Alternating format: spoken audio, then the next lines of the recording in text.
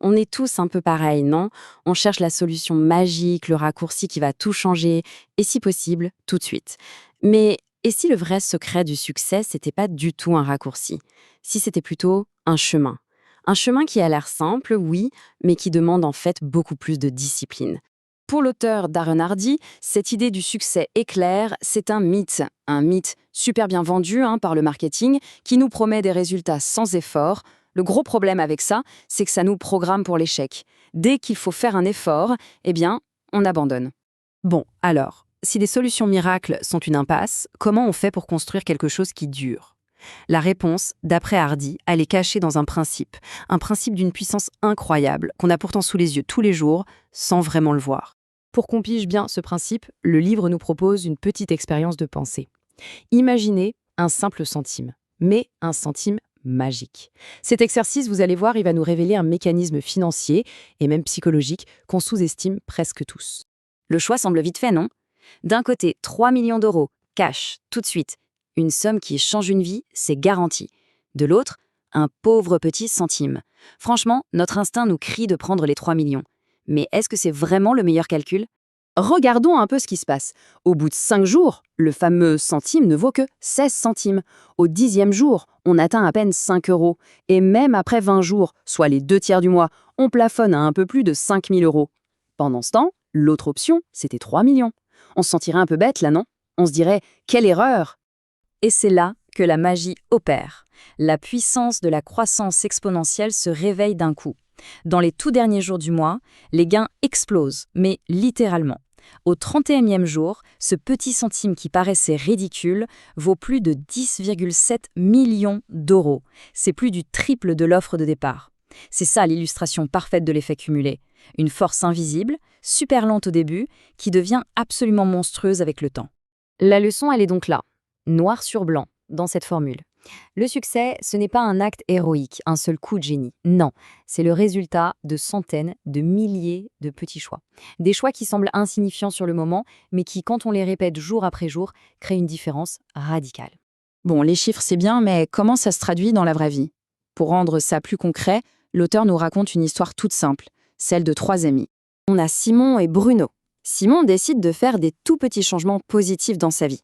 Lire 10 pages par jour, écouter un podcast instructif dans la voiture et réduire ses calories de 125 par jour, c'est-à-dire rien, une bouchée de moins. Bruno, lui, fait des choix tout aussi petits, mais dans l'autre sens. Un peu plus de télé, des plats un peu plus riches, vraiment rien de dramatique, des trucs qu'on fait tous sans même y réfléchir.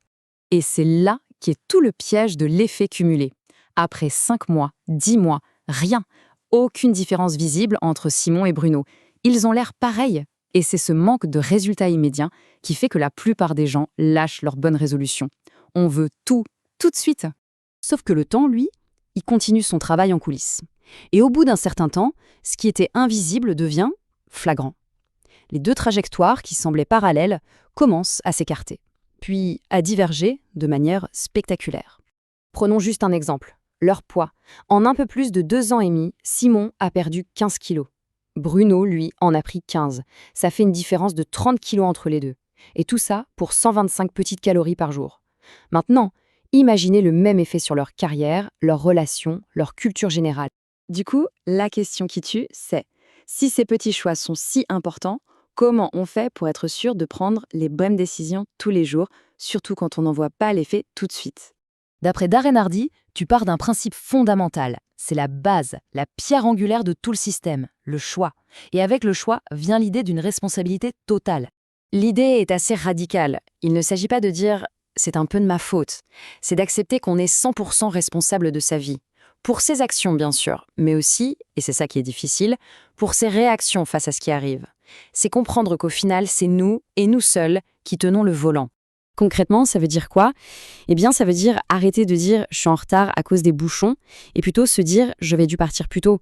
C'est arrêter de se chercher des excuses. En gros, c'est reprendre les commandes. D'accord. Mais la plupart de nos mauvais choix, on les fait en pilote automatique, sans y penser.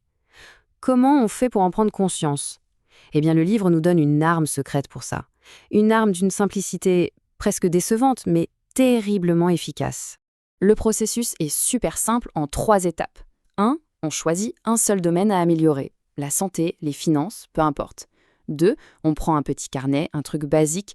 Et 3, l'étape clé, on note absolument tout ce qui est lié à ce domaine. Si on veut mieux manger, on note chaque aliment. Si on veut gérer son budget, on note chaque centime dépensé. Le simple fait de mesurer nous oblige à devenir conscient. Et c'est cette prise de conscience qui est le début de tout changement. Mais attention, il y a un paradoxe. Comme le disait Jim Rohn, le mentor de l'auteur, ce qui est facile à faire est aussi facile à ne pas faire. Tenir un petit carnet, c'est facile. Mais du coup, c'est aussi très facile de se dire « bof, je le ferai demain ». La simplicité de cette méthode est sa plus grande force, mais aussi sa plus grande faiblesse. Le succès ne vient pas de la complexité de l'action, mais de la discipline à la répéter. Alors au final, la question n'est pas de savoir comment on peut tout changer du jour au lendemain. La vraie question, la seule qui compte vraiment, c'est quelle est la toute petite action, le plus petit choix intelligent que l'on pourrait commencer à suivre dès aujourd'hui, pour enfin mettre cette puissance incroyable de l'effet cumulé de son côté. Toutes ces idées sont bien sûr tirées du livre L'effet cumulé de Darren Hardy. C'est vraiment une lecture essentielle si on est prêt à lâcher les formules magiques pour construire un succès qui dure. Un petit pas à la fois.